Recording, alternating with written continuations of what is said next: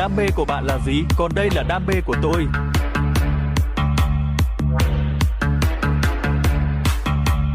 Levis Filio.